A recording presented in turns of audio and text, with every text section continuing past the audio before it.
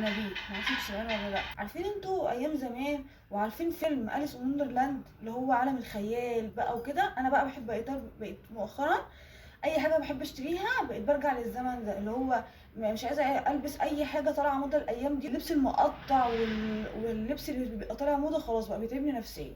فجت في دماغي فكره ان انا البس البنطلون الكروهات ده والبلوزه الكروشيه ده، كنت شارياها، والبلوزه البيضاء علشان تبقى طويله على البنطلون عشان نحترم نفسنا، فانا لبست الطويل. المهم ان انا شاريه الطقم ده كله بنظام التوفير الاقتصادي.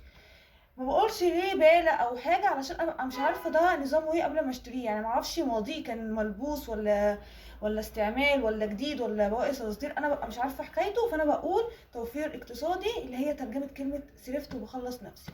المهم بقى ان انا عايزه البس عليها البوت الاسود ده البلاستيك اللي بلبسه على طول. يا رب بس يفضل معايا عشان انا مش هلاقي بوت في الصيف. انا بلبس بوتات في الصيف وشرابات طويله علشان رجلي ما تبانش، وحاجات كتير كده بفكر فيها.